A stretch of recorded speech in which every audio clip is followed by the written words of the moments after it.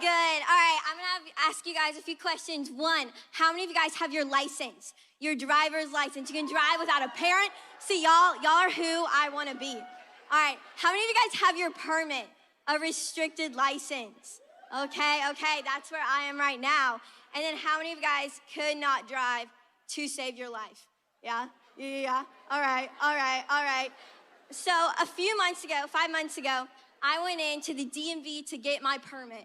All right, and so I was pretty nervous. I wasn't really sure if I was gonna pass or not, but I studied for 7 hours. And so I was like, all right, I'm gonna pass this test. My big brother, Dawson, didn't study at all and passed it the first time. And so I was like, all right, I'm just gonna study because I just really need to pass it the first time. So I went with one of my friends, and when we got our test results back, we found that she passed and I did not. And I was super bummed because I was like, well, I just studied for like 7 hours, and Dawson, the dude just has a brain and can do it. But I was like, all right, I'm gonna do the brave thing, and I'm gonna go in for the second time. And so I went in to the DMV for the second time, and when I did, I failed again. All right, I was super sad then. I was like, well, at least I tried, right? But I decided to do the super, super, super brave thing and go to driver's ed. All right? Yeah, driver's ed. So driver's ed, they give you this like 10-question test that they prepare you for that entire day. And then when you go in and you take the test, it's so easy, y'all. I recommend driver's ed. Do it. But there's this. So for all of y'all who have been to driver's ed, for me, it was a super, super awkward situation because it was like 20 kids coming together. No one, literally no one knew anyone. And it was super, super weird. But during lunch, me and this girl kind of made eye contact, and we're like, all right, we're going to sit together so that everyone else may look like they are alone, but at least we will look like we might have known each other. So that's what we decided. And we got to this super, super deep question, which was, what do you want to do when you grow up? And as we were talking, I answered first, and I was like, well, I'm not sure. I might want to go into ministry. I really don't know. I'm still trying to listen to Jesus. And when she answered, I was really surprised by her answer. She said, Alivia, there are 3 things that I don't want to do in my life, and if I don't do these 3 things, I'll be satisfied with my life. And I was like, okay. She said, the first one is drugs. I don't want to do drugs. I don't want to be immoral, and I don't want to do alcohol before I'm 21. And I'm like, wow, what vision for your life. So she actually said at the end, she was like, Alivia, I just want to be a good kid.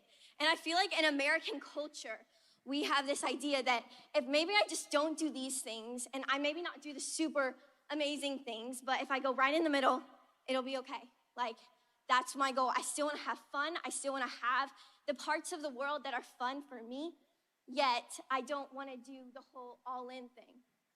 And so if y'all wouldn't mind turning to, whoa, that was loud, to 1 Peter 2:11, which says, Beloved, I urge you, as sojourners and exiles, to abstain from the passions of the flesh, which wage war against your soul.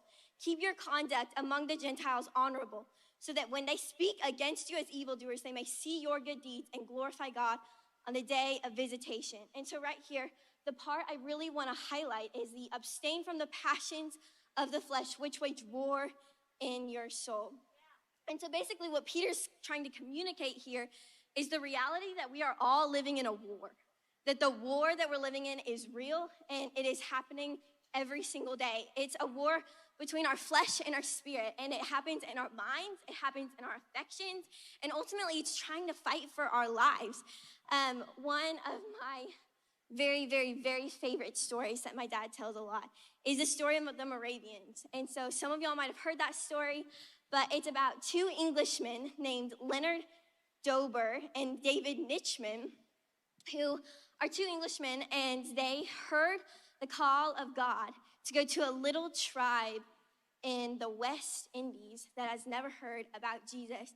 But the thing is that if they went to the West Indies, they could never go back home, and they would have to sell their lives into slavery in order to not be killed by this tribe. And so it's just this beautiful moment of when they are on the boat and they're sailing to the West Indies, but they turn around and they look at their friends, their family, that they're never gonna see again. And they're saying goodbye to the life that they want, the life of maybe fame or all the money that they could have gotten. I mean, you never know, right?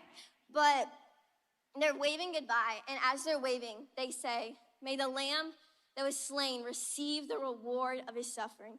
And honestly, that line is my favorite line of all time, because it's the ultimate picture of humility and of giving your life away, giving away every single comfort that you could ever want.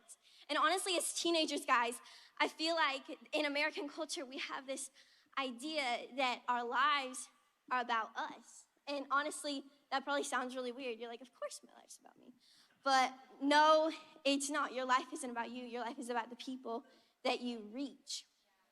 And so this picture of them waving goodbye to every person that they've loved and selling their lives into slavery, I feel like is just the most beautiful picture of the way God has called every single one of us to live. A.W. Tozer once said, "To be right with God has often meant to be in trouble with men." And what he's saying here is, in order to have a passionate relationship with Jesus, it often means that you are going to be hated by the world. And your life is not gonna be comfortable because you are gonna be hated. And so, Jesus, I pray for every single one of these students, God. I ask for strength, Jesus, that they would be able to go into their cities and into their schools, Jesus, and live lives that may not be comfortable, Jesus, but that are for you and are for your purpose, Jesus. I pray that as they go into their cities, God, you would give them supernatural strength and supernatural confidence to start prayer meetings, Jesus, and to lead their generation. And I pray, amen. Thank you, guys.